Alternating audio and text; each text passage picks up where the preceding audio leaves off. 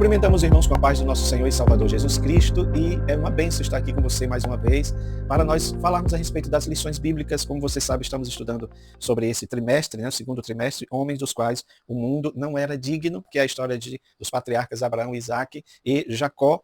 E aqui nós já estamos entrando, então, no patriarca Isaque. Já passamos uma boa parte do trimestre estudando sobre Abraão, que é o pai da nação de Israel, que foi por onde começou essa tríade desses patriarcas. E agora vamos para o segundo patriarca, que é exatamente Isaque, que é o herdeiro da promessa, lição de número 8, tá bom? Lição de número 8 tem esse texto, o texto áureo. Semeou Isaque naquela terra e colheu naquele tempo, naquele ano, sem medidas, porque o Senhor o abençoava. Gênesis 26, 12. E a verdade prática diz, Deus abençoou Abraão em tudo, Isaque, filho da promessa, também seria abençoado. Quando Deus age, ninguém pode impedir. Então seja muito bem-vindo ao nosso canal. Deus abençoe a sua vida e que você seja também grandemente abençoado com essa aula, com os textos, e com também os infográficos que temos mostrado aos irmãos. Vamos para a nossa aula e você sabe que nós temos o gráfico esboço dividido em 3 pontos. Primeiro ponto, a fome na terra.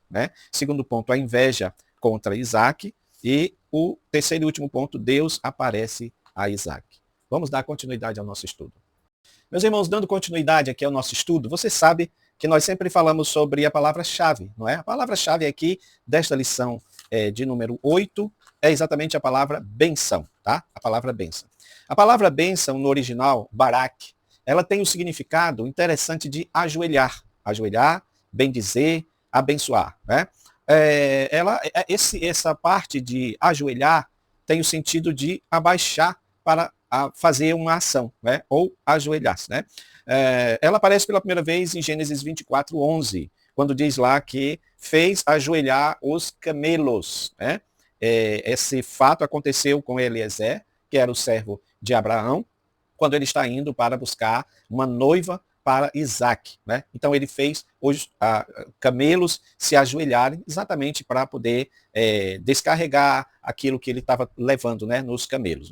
Servia para isso, ajoelhar para a pessoa, tanto para descarregar alguma coisa, quanto para as pessoas subirem nos camelos, já que eles são altos. Então, esse é o sentido de a palavra barak, bênção. Mas é claro que ela é mais ampla. E aqui ela contempla a bênção de Deus. A bênção de Deus, ela não se trata apenas de bênção financeira, mas se trata de uma bênção espiritual, tá bom? Então, a bênção espiritual está inclusa nessa questão aqui, tá bom, meus irmãos? Meus amados, esse primeiro ponto está falando da fome na terra. E, como você sabe, os nossos patriarcas, eles sempre tiveram esse caráter de peregrinação, de estarem peregrinando na terra. E aqui Abraão já havia falecido, Isaque já está no comando de toda a herdade de Abraão, então ele está nessa peregrinação. Mas aonde ele estava, começou a haver fome, E nessa fome ele acaba indo ou tentando ir para o Egito, assim como Abraão também foi para o Egito. Mas é interessante que, apesar de tudo, Deus ele tem formas de agir com cada um de nós. E nesse caso aqui, ele estava agindo com Isaque um pouco diferente de Abraão, porque já Abraão ele permite que ele vá para o Egito. Mas aqui Deus aparece para Isaque, ordenando a ele, Gênesis 26, 1 e 2, Então, diz aqui, e apareceu o Senhor e disse, não desças ao Egito, habita na terra que eu te disser, porque se você parar para pensar, professor, ainda aquela mesma ideia do sair para a terra que eu te mostrarei, isso falando para Abraão, ainda estava imperando também em Isaque. Ou seja, Deus estaria guiando, Deus estaria mostrando, Deus estaria levando a Isaque para onde ele intentava, tá bom? E por isso que ele tinha que fazer isso dessa forma. Não era para ele ir de qualquer maneira. Isso aqui é algo muito importante, porque às vezes em uma situação difícil, conflitante, nós somos tendenciosos a ir para onde nós achamos que é melhor.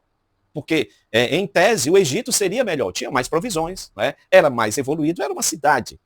E aqui nós estamos falando de uma tribo pequena, a tribo de Isaque, contra uma cidade mais estruturada como o Egito. Então, lá seria a opção mais correta. Porém, Deus disse, não vá para lá, mas vai para a terra que eu vou te mostrar. Então isso mostra que o Senhor reforça o juramento que fez a Abraão, exatamente de abençoar a Isaque. E ele não desceu ao Egito, mas habitou na terra de Gerar, que é a terra do rei Abimeleque, exatamente o monarca dos filisteus. Tá bom, meus irmãos? E aqui o que a gente o que a gente entende, aliás, é que a Filístia foi aquele recurso que eles tiveram que ir, mas você vê que o problema vai se repetir. Né? O problema vai aparecer novamente aí, porque os filisteus, vendo Rebeca, a esposa de Isaac, né, então demonstraram interesse nela, assim como aconteceu com a sua mãe Sara, né, quando Abraão foi para o Egito, tá bom? Então, ao perceber as intenções dos filisteus, Isaac, como pai, também mentiu, né? Assim como Abraão fez, dizendo que era sua irmã, mas não demorou para Abimeleque, rei dos filisteus, descobrisse a verdade. Meus irmãos, uma coisa aqui que eu acho importante. Claro que o nosso comentarista ele está abordando mais aqui a questão da mentira, e eu acho isso importante, nós entendemos isso, porque nós não estamos falando aqui de homens perfeitos. Nós estamos falando aqui de homens que tiveram sua fé provada na sua caminhada. Então nós vamos ser também provados, não só provados, mas tentados. Lembrando que provação é de Deus, Deus prova, mas tentação é do diabo. Deus não tenta ninguém, esse papel é do diabo, ele que faz esse trabalho, de tentar. Mas provar, Deus prova, tá? A Bíblia mostra isso claramente. Um outro aspecto que eu acho que a gente deveria levar em consideração, meus irmãos, é também o fato de que você percebe aqui algo muito importante. Você percebe algo aqui muito importante, professor, que diz respeito não só a essa questão da mentira de Isaac, mas diz respeito também à intenção do diabo em macular, em manchar, em trazer problema para a promessa que Deus tinha feito para Abraão. Por exemplo, no caso de Sara, não é? Se houvesse essa conjunção carnal, essa relação íntima de Sara com o rei do Egito, e se Sara ficasse grávida, então você está vendo aí uma mácula, uma mancha, tá bom? Dentro da promessa que Deus fez. Porque Deus estava chamando um povo, estava chamando uma tribo, um homem, para formar dele uma família, e essa família ser uma nação santa. Significava dizer que esta nação não poderia se misturar. A sua raiz, a sua essência não poderia ser misturada com outra raça.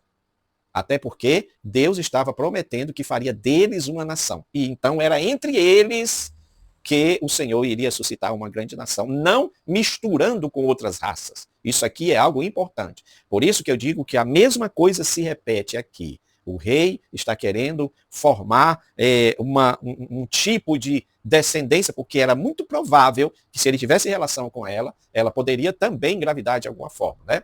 Eu estou falando isso em tese, porque a gente sabe que Sara era estéril, né? E também, meus irmãos, aqui o que eu estou vendo é a intenção, porque a intenção do adversário é essa, tá? De macular, de manchar. Mas Deus não permitiu nem sequer que tocasse, tá bom? Para que não manchasse. Então, acho esse um ponto também muito importante que a gente deve levar em consideração. Meus irmãos, antes de nós entrarmos aqui no segundo ponto, eu quero fazer apenas aqui uma breve recapitulação, tá bom? Da vida de Isaac, já que você sabe que nós estamos estudando sobre ele, né? O outro patriarca. Então, nós temos esses infográficos que criamos aí com a ajuda da inteligência artificial, né, para agilizar o nosso trabalho. E aqui você tem um resumo da vida de Isaac, né, quando mostra que ele teve um nascimento milagroso, nasceu em Canaã, fruto da promessa de Deus, Abraão e Sara já em sua velhice, tá? Aí Abraão envia seu servo à Mesopotâmia para que ele pudesse encontrar uma esposa, né?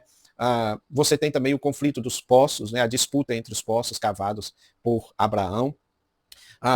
Nós temos também falando da prosperidade de Gerar, vamos falar mais sobre isso, sobre como Deus abençoou. Na verdade, já falamos sobre isso, né? Como Deus estava abençoando Isaac, fazendo ele prosperar. Né? A prova do Moriá, né? Antes de tudo isso, né? Até antes mesmo de Abraão morrer, nós temos a prova de Moriá, do sacrifício, onde ele não foi sacrificado, mas havia intenção, só que Deus proveu o cordeiro. Né? E aí depois temos esse conflito aí sobre os poços. É um gráfico rápido que eu acho que você pode trabalhar melhor sobre isso na sua classe, tá bom? Nós vamos dar continuidade aqui ao nosso estudo no ponto 2, tá bom? E aqui você tem a inveja, né? A inveja dos filisteus. Invejar Isaac pela sua prosperidade. Por que que eles invejam Isaac, meus irmãos? Porque Deus estava abençoando eles, mesmo naquela situação difícil, né, em que ele estava, naquela questão da fome, em todo aquele momento que eles estavam passando ali. Meus irmãos, eu fiz aqui alguns apontamentos que eu gostaria de mencionar para vocês, que estão dentro também desse ponto, tá? Desse ponto aqui da bênção. E quando a gente estuda isso aqui, porque a pergunta é, qual é o papel, professor, desses poços, né? Então, essa narrativa dos poços de Isaac, lá em Gênesis 26, se trata de, na verdade, é um tratado, né, complexo sobre sobrevivência, geopolítica e teologia no Oriente Próximo, né? Então, quando a gente faz uma análise etnológica que envolve a cultura e na sociedade, né? Então, você entende que os poços significa, por exemplo, identidade e posse, tá? Cavar um poço estabelecia o direito de posse de uma tribo nômade sobre uma terra. Ou seja, era um marco de identidade. Era uma forma de demarcar, tá bom? A terra, tá? Mesmo porque nós estamos falando aqui de um povo que é seminômade. Como nós estávamos falando, a vida de Isaac era de um pastor que estava tendo aquela vida nômade, não é? Seminômade. E é claro que como ele tinha rebanhos, então ele precisava de rotas, né, onde tivesse água para sustentar as suas cabeças de gados, né, e todos os outros animais, além dos próprios servos que trabalhavam para ele, né? Então, nesse sentido, meus irmãos, o clã funcionava como uma empresa, tá? Cavar poços exigia engenharia, mão de obra, coordenada, defesa militar, porque as clãs, elas também funcionavam como pequenos exércitos, né? Tinha que ter homens ali que soubessem manejar a espada, porque você tinha inimigos, né? Então, o próprio Abraão, né, quando ele ajuda o seu sobrinho Ló, é nesse sentido, tá? Então, cavar poços exigia engenharia, mão de obra coordenada, defesa militar, mostrando que o clã de Isaac funcionava como uma espécie de corporação autônoma, tá bom? Um outro ponto importante é a questão da geografia cultural, que se refere ao espaço e à própria paisagem. O território de Gerar, dos filisteus, era uma espécie de zona de transição semiárida entre o deserto e as terras férteis da costa filisteia. A água ali era escassa e extremamente preciosa, por isso que o nosso comentarista diz que é como se fosse o petróleo, né? O petróleo daquela época. E também, dentro da geografia jurídica, no deserto, a terra em si tem pouco valor, tinha pouco valor se não houvesse a água. Tá? Então, controlar os poços, olha que coisa interessante, significava controlar as rotas comerciais e os pastos ao redor. Então, você vê que envolvia, não era uma coisa muito simples, envolvia uma questão mais comercial, né? Então, não é à toa que os filisteus estavam com inveja, né? Mesmo porque é possível que eles tenham tentado e não tenham conseguido, né, esses poços. Mas aí vem um homem estrangeiro e consegue os poços, né? Um outro ponto importante é que os poços nomeados por Isaac, ou seja, o Ezeque, Sitina, Reobote, redefiniram a geografia local, transformando o espaço físico em uma espécie de mapa memorial histórica e jurídica. Isso é importante porque anos depois você vai ver, né, séculos depois na realidade. Então, séculos depois, muito tempo depois, você vai ver no diálogo de Jesus com a mulher samaritana, aqueles poços sendo citados, né? Então, isso mostra que esses poços transformaram o espaço físico num mapa de memória histórica e também jurídica. Agora, professor, eu queria chamar a sua atenção para algo muito importante, não é? A questão do nome desses poços. Você pode trabalhar isso e aqui eu acho muito interessante, né? Então, o primeiro poço que ele cavou chama-se, porque havia também algo muito histórico ou cultural em dar o nome para os poços, né? O nome para os poços geralmente significava algo que estava no entorno ou no contexto da criação daqueles poços. Então, aqui você tem o Ezeque, esse primeiro poço, né? Perdão, Ezeque, significando disputa ou contenda. Então, é quando houve esse primeiro embate entre eles e os filisteus, né? E, atenção, Ezeque, contenda ou disputa. O segundo poço cavado significa sitina. Sitina significa oposição ou inimizade. Professor, grava uma coisa. Essa palavra sitina é da mesma raiz de onde vem a palavra Satanás, que significa opositor. Tá? Então aí já diz muita coisa, né? E depois o outro poço é Reobote, que significa lugares amplos ou espaço alargado, que está falando de o fim do conflito. Então, olha que coisa interessante. Contenda, inimizade, alargamento. Preste atenção que entre Ezeque e Reobote, ou seja, entre a contenda e o alargamento ou a pacificação, não é? Você tem aí o opositor, você tem aí o Sitina, você tem aí Satanás, como aquele que se opõe. E o que ele estava se opondo? Estava se opondo à pacificação. Estava se opondo que houvesse paz entre aqueles povos, né? Aí nos remete ao texto de Efésios 6, quando diz que a nossa luta não é contra carne e sangue, mas sim contra principados, contra potestades, contra príncipes, né, desse mundo tenebroso, né, contra esses espíritos malignos nas regiões celestiais. Esse ponto é muito importante e nós deveríamos nos debruçar nele, no sentido de entendê-los, tá? Professor, eu quero trazer aqui para você também algo muito importante, tá? Que nos mostra a questão dos poços, né? Como eles eram feitos, né? Como é que esses poços eram feitos. E nós criamos aqui, com a ajuda também da inteligência artificial, porque elabora uns desenhos muito bem feitos, né? E ganha tempo para a gente mostrar. Esse gráfico que você está vendo, ele está dividido em três pontos, né? A superfície, que é a boca do poço, tá? O setor vertical, que é esse corte transversal da terra, e também o lençol freático. Professor, o que a gente precisa entender sobre isso? Nós não somos experts nessa área, mas o que a gente precisa entender é que para criar um poço desse, para se fazer um poço desse, uma das primeiras coisas é achar o lençol freático, tá? Cisterna, não é? Ele é grande, mas aqueles poços que até hoje tem, eram poços em que você colocava um cano e eles, ao cavar, não é? Eles iam buscar o lençol freático, porque era isso que era importante. E esses homens de Isaac, porque como Isaac tinha a bênção de Deus, eles tinham esse tino, essa sensibilidade para ver os lugares aonde possivelmente pudesse achar os lençóis freáticos. E aí eles achavam, né? Claro que a bênção de Deus está aí. Não é fácil fazer isso no deserto. Então, se você olhar para o gráfico aqui, você vai ver, né? A boca de proteção é exatamente isso. Eles colocavam essas, até hoje assim também, não é? Essas pedras em formato circular, né? Para evitar de pessoas ou animais caírem. Eu mesmo, na minha infância, lá em Fortaleza, presenciei cenas assim de crianças que caíram em poços, né, abertos, que não tinha essa proteção, né, e ali toda a movimentação das pessoas para tentar resgatar aquela criança que caiu ali. Então, essas pedras eram para a proteção. Né? Aí tem um sistema de içamento, que é exatamente esse poço aí, esse modelo que está aí, é muito provavelmente o poço da mulher lá em Samaria, né, que Jesus encontrou com ela, mulher samaritana. Então, você tem um balde, onde esse balde era colocado lá embaixo para pegar a água. Por isso que ela refere-se ao poço como sendo profundo, exatamente para que se achasse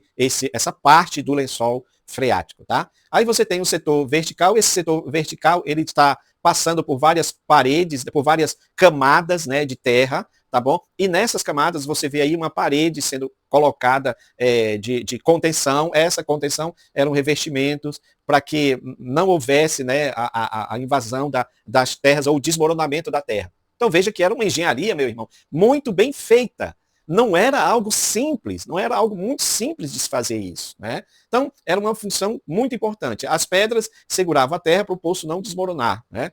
Ainda que possuísse umas frestas milimétricas, que eles dizem também que era para meio que filtrar ali a água. Tá? Aí você tem o revestimento de apoio, que é a terra seca, que impede o desmoronamento e permite a infiltração também da água. Aí você tem o lençol freático. O lençol freático é essa base, como ele chama, hidrogeológica, né? Que é aonde está mesmo a água. Né? É como se fosse uma piscina subterrânea. Tá? É o que eles chamam de aquífero, setor saturado de água subterrânea que possui ou que flui constantemente. Muito interessante isso, né? A natureza que Deus faz. Então, o poço, a base do poço, a perfuração avança metros adentro do lençol freático, né? Ainda construindo dentro do lençol freático essa base de pedra. Né? Eles dizem que essa base de pedra funcionava como uma espécie de filtro, né? Filtrava a água. Né? Então, por isso que ela saía uma água viva. Aí é o sentido da água viva. Por isso que eles eram chamados de poços de águas vivas, né? E Jesus vai se referir a ele como a verdadeira água viva. Isso aqui também é algo muito importante de nós notarmos, né? Então, o lençol freático é água corrente filtrada naturalmente pela rocha, que era uma fonte inesgotável e limpa. Então, os poços de Isaac, meus irmãos, eram fontes de vida no deserto, construído com muita sabedoria, com muita fé, conhecimento prático e com a ajuda de Deus, porque sem a ajuda de Deus nós não conseguimos nada. Agora, professor, lembre-se disso, tá bom? Os nossos poços, eles podem representar as bênçãos de Deus, e assim como ele pode representar também um ponto de contenda, porque toda vez que você for abençoado, você vai ter pessoas que querem entulhar os teus poços. Agora você precisa entender uma coisa. Essa aqui, para mim, é a parte mais importante desta mensagem. Porque os poços que têm oposições dos adversários para entulhar, para impedir os poços de cumprir o seu papel social, ali no caso de Isaac, você percebe claramente, por esses nomes, que existe uma influência, professor, demoníaca, satânica. Então, as oposições à bênção de Deus em nossa vida, existe influências demoníacas, satânicas. O poço de Sitina, que é de onde vem a palavra Satanás, claramente mostra isso. Eu não estou dizendo que o poço era satânico, tá certo, irmão? Porque o poço era uma obra de engenharia, como eu mostrei aqui para os irmãos. Mas, por trás disso, o nome que foi dado para ele foi em decorrência do que estava acontecendo, desta oposição. E aí você fica atento, vigilante, porque o nosso adversário sempre vai lutar dessa forma. Qual foi a atitude de Isaac nesse sentido? Ele recua. Esse recuar dele não era uma forma de covardia, não, muito pelo contrário. Era para mostrar que ele não estava querendo contenda. A Bíblia diz: se não houver maldizentes, cessa-se a contenda. Não é? Esse é um ponto importante que nós também devemos levar em consideração. Professor, um ponto muito importante, antes de nós passarmos para o último ponto, né, ponto 3, mais umas informações importantes aqui que eu gostaria de passar para você, que eu acredito que isso vai ajudar na nossa aula, né? Por que que os filisteus quiseram ou entulharam os poços de Isaac? Por quê? Era só oposição? Vamos ver cada um desses pontos. O ato de tapar os poços não foi um vandalismo aleatório, mas uma estratégia de guerra psicológica e jurídica. E eu acrescentaria ainda espiritual. Tá? Isso significa negação de direitos territoriais. Lembra que nós falamos que quando a pessoa cavava um poço, e é muito claro que o poço era a parte mais importante daquele clã, daquela tribo, porque aí você tem os rebanhos se alimentando, aí você tem... e os rebanhos se alimentando, eles vão produzir, eles vão dar a lã, no caso das ovelhas, eles vão dar o leite, no caso das vacas, né? Eles vão dar a carne, no caso do boi, vão procriar. A água era importantíssima. Então, quando alguém construía um poço, estava demarcando ali o seu território naquele clã, já que o poço era tão importante quanto o petróleo, né, de hoje. Então, quando ele fazia isso, ele estava dizendo para aquele clã: nós não queremos vocês aqui. Então, e se ele permitisse isso, se o povo lá, no caso, os filisteus permitissem isso, né, que Isaac usasse os poços do seu pai, equivaleria a reconhecer o direito de propriedade definitiva daquela terra. Então, eles não queriam isso. Outro ponto importante: inviabilização econômica. Sem água, o mega rebanho de Isaac morreria. Entulhar os poços era uma forma de expulsar, como eu falei para vocês aqui, o clã, sem precisar de travar uma batalha campal sangrenta. Né? Estratégia militar, como falamos aqui. Tá? E também era quebra de tratados. Eles violaram deliberadamente o pacto de não agressão que o rei Abimeleque havia feito anteriormente com Abraão. Está lá em Gênesis 21, 22 a 32. Né? Esse aqui é um ponto também muito importante. Mas, entrando aqui, meus irmãos, para o último ponto, o ponto 3, antes disso, qual foi a solução? A diplomacia de Isaac. A solução sem guerra. O que é que ele fez? Ele agiu com estratégia, ele recuou, ele teve paciência. Esse recuo dele não é uma forma de covardia, como eu disse, mas ele entendeu que, em vez de lutar pelas propriedades de Ezeque, Sitina, Isaac cedeu o espaço e moveu o seu clã, tirou o seu clã de lá. Ele entendeu que a paz valia mais que a estrutura física do poço. Então, meu irmão, Vamos colocar assim, o que é que significa, preste atenção, nós já estamos encerrando, preste atenção o que significa Rehobote, alargamento. Professor, pegue esse alargamento do Antigo Testamento e vá buscar uma outra palavra equivalente a ele no Novo Testamento, especificamente em Gálatas, acredito que é capítulo 5, tá? Ou 6, que fala do fruto do Espírito chamado longanimidade. Alargamento é o seguinte, olha, nós queríamos aqui, não deu, expulsaram a gente mais para cá, não deu, nós vamos alargar, nós vamos ser longânimo, nós vamos ter paciência, nós não vamos entrar em guerra, nós não vamos entrar em conflito, nós vamos alargar, nós vamos ter longanimidade, fruto do Espírito, professor. Porque Sitina está lá, Satanás está lá, instigando o primeiro poço, Ezeque, que é a contenda. Satanás está instigando a contenda para haver guerra, para haver intriga, para haver morte, para haver escândalo, ok? Aí o homem de Deus, o que é que ele faz? Ele alarga.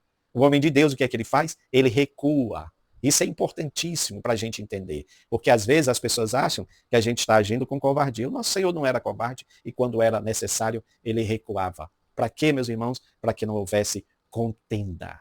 Tá bom? Mesmo porque você sabe que você tem aí um adversário. Então, ele entendeu que a paz valia mais que a estrutura física de um poço e também ele agiu com fé, porque ele deve ter imaginado, se Deus permitiu que eu achasse o lençol freático para formar um poço aqui, se Deus permitiu que eu achasse o lençol freático para formar outro poço aqui, ele vai permitir que eu ache outro poço longe da contenda.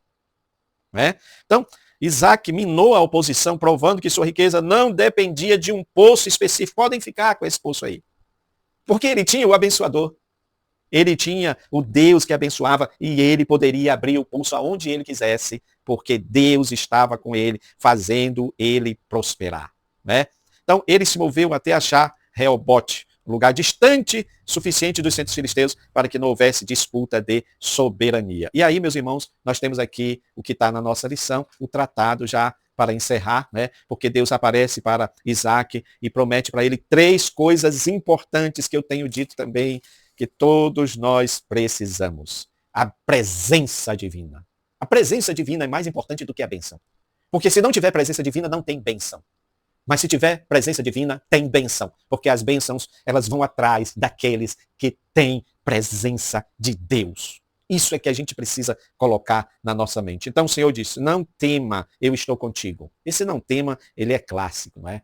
A gente às vezes tem medo de uma coisa ou de outra, porque somos carne, nós tememos sim, não queremos admitir que temos medo, não é? Mas nós temos medo sim. Só que o medo, a coragem que Deus nos dá, o encorajamento, é a força para vencer o medo. Especialmente porque você entende que no medo Deus está presente, nos dando coragem. A presença dele, meu amigo, meu irmão, professor, é o mais importante, tá? Porque aí a bênção divina vem, a bênção divina está. E a multiplicação, essa multiplicação, porque ele diz aqui, ó, multiplicarei a tua semente. Então veja que, olha como tudo está dentro do cronograma divino. Deus chama Abraão, mas ele tem um só filho, o filho da promessa. Eu não estou falando do outro lá. É o filho da promessa, Isaac. E depois, Isaac, Deus vai abençoar Isaac, multiplicar Isaac de maneira tal que aí ele é levado para esse outro filho que vai dar continuidade, que é exatamente Jacó. E é em Jacó que essa multiplicação vai ficar mais patente, mais clara. Porque aí, então, de Jacó você vai ver as 12 tribos de Israel.